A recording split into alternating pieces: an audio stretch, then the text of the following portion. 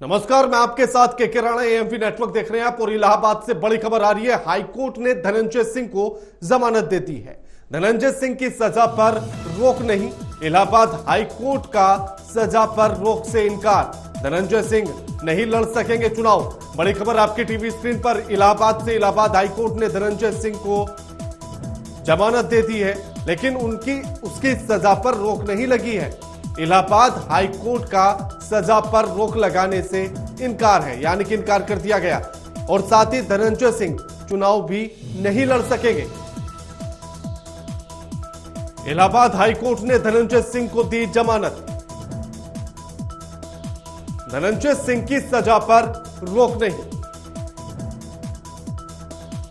Allahabad high court पर सजा पर रोक लगाने से इनकार कर दिया गया। धनंजय सिंह चुनाव भी नहीं लड़ सकेगा। और यह बड़ी खबर आपकी टीवी स्क्रीन पर। इलाहाबाद से खबर आपकी टीवी स्क्रीन पर। इलाहाबाद हाईकोर्ट ने धनंजय सिंह को जमानत दे दी है। धनंजय सिंह की सजा पर रोक नहीं लगी है, यानी कि जो सजा उनके लिए मुकर्रर की गई वो सजा बरकरार रहेगी, लेकिन फिलहाल जमानत दे दी गई है। और साथ ही चुनाव लड़ने पर भी रोक है, यानी कि चुनाव भी धनंजय सिंह नहीं लड़ सकेगा। और इस खबर पर हमारे साथ हमारे संवाददाता सिद्धार्थ प्रताप सिंह जुड़ गए। सिद्धार्थ, इलाहाबाद हाईकोर्ट का एक बड़ा फैसला जहां धनंजय सिंह को जमानत मिल गई है, इस पूरे मामले में और अपडेट क्या कुछ है सिद्धार्थ? देखिए बिल्कुल कैसे आपको बता दें, इनकी सजा को तो निलंबित कर दिया गया है, लेकिन सजा पर किसी भी तरीके से रोक नहीं लगी। तो कुल मिलाकर ये चुनाव नहीं लड़ पाएंगे। जो 7 साल की सजा दी गई थी उस आधार पर अब इनको उस आधार को कोर्ट ने माना और इनकी सजा पर इनको जमानत दे दी है, लेकिन इनकी किसी तरीके से इनको चुनाव में कोई राहत नहीं है और अब कोई रास्ता नहीं दिख रहा है कि चुनाव लड़ सकेंगे। लेकिन बस एक चीज रहा इनके लिए कि इलाहाबाद हाईकोर्ट ने इनको जमानत दे दी है। ये एक चीज है महत्वपूर्ण। आज ही इनको बरेली जेल ट्रांसफर किया गया था। कहीं ना कहीं आने वाले 1 या 2 दिन में इनको जमानत मिल सकती है और ये जेल से बाहर आएंगे, लेकिन इनके राजनीतिक जो कैरियर है अब उस पर कहीं ना कहीं सवालिया निशान लग गए हैं। अब देखना ये है कि इसके ऊपर जब हायर कोर्ट जाते हैं तो देखना है क्या फैसला आता है, लेकिन फिलहाल तो जमानत जरूर मिल गई है। बिल्कुल सिद्धार्थ, धनंजय सिंह के चुनाव लड़ने पर रोक लगी हुई है, अभी वो चुनाव नहीं लड़ सकते हैं। तो ऐसे में क्या इस जमानत के बाद धनंजय सिंह या उनके परिवार या किसी और सदस्य का कोई बयान सामने आया? देखिए, उनकी जो पत्नी है वो बसपा से प्रत्याशी है, श्रीकला। वो बसपा से प्रत्याशी और मौजूदा समय में वो जिला पंचायत अध्यक्ष हैं जौनपुर से। तो कहीं ना कहीं जिस तरीके से जब ये जेल चले गए तो इन्होंने, इनकी जो पत्नी उन्होंने बसपा से अपना पर्चा भरा और बसपा से इनको टिकट मिला हुआ और बसपा से चुनाव लड़ रही है मौजूदा। देखिए, एक चीज है, धनंजय सिंह के आने से कहीं ना कहीं जब बाहर आएंगे तो समर्थकों में इसको लेकर काफी उत्साह है, समर्थक इसको लेकर काफी खुश है। देखिए, धनंजय सिंह के आने से जौनपुर के चुनाव पर असर पड़ेगा, इसमें कोई दो राय नहीं है। पूर्व सांसद रहे हैं यहाँ से और इनका एक अपने फॉलोअर तो सिद्धार्थ, आखिर फर्क जो पड़ेगा उससे किसको फायदा और किसको नुकसान के आसार नजर आ रहे हैं धनंजय सिंह के बाहर आ जाने से?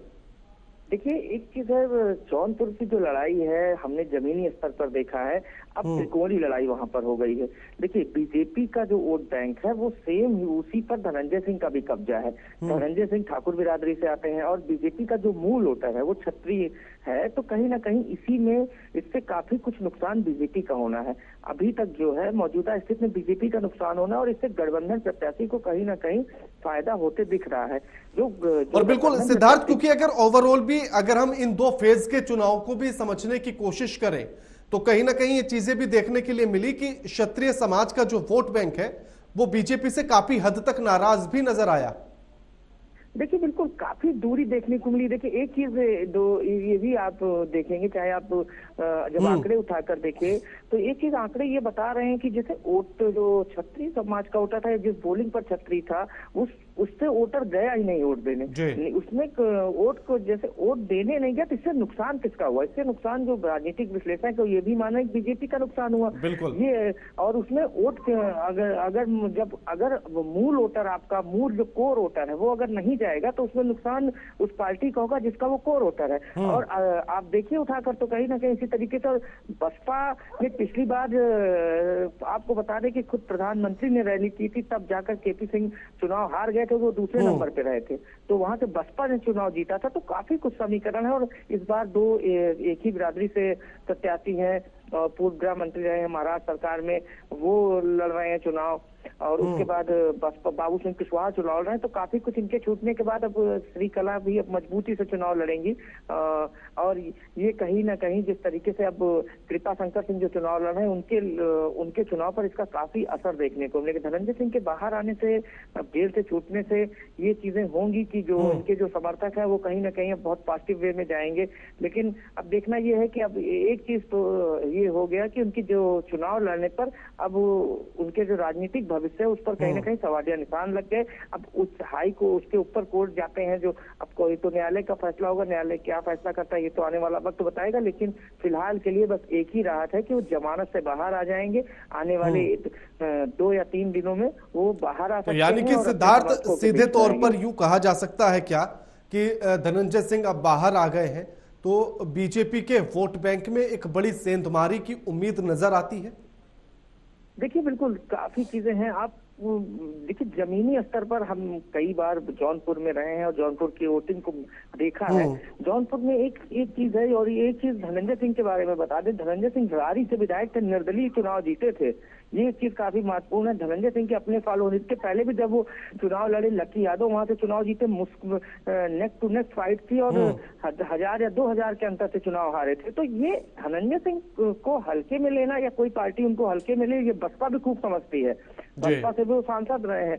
तो ये बीजेपी को अब और लड़ाई कठिन हो गई। आपको पहले भी हमने बताया कि जिस तरीके से जब पिछला लोकसभा चुनाव था तो प्रधानमंत्री ने आकर रैली की थी, और आपको बता दें जो चुनाव हारे थे वो भी छोटे मोटे नेता नहीं थे, केपी सिंह थे, वो बड़े नेता थे उनके पिताजी, और उनका एक अपना राजनीतिक वर्चस्व है। तो केपी सिंह चुनाव हार गए थे पिछली बार। तो ये सब चीजें हैं, ये ध्यान देने वाली चीजें। और एक चीज है, बाबू सिंह कुशवाहा मजबूती से चुनाव लड़ रहे हैं। अखिलेश यादव ने प्रत्याशी देने में इस बार कोई जल्दबाजी नहीं की, कोई गलती नहीं की। लोग कहते रहे कि आप प्रत्याशी जल्दी दे रहे हैं, नाम फिर चुनाव दिए, फिर वोट दे, फिर प्रत्याशी दिया गया, फिर हटाया गया, लेकिन बार बार समीकरण जहां फिट बैठा उसी हिसाब से लड़ाया गया। बाबू सिंह कुशवाहा मजबूती से चुनाव लड़ेंगे। अब देखना ये बीजेपी क्या करती है। बिल्कुल सिद्धार्थ, बिल्कुल शुक्रिया सिद्धार्थ आपका हमारे साथ ये तमाम बातचीत करने के लिए और जानकारी साझा करने के लिए।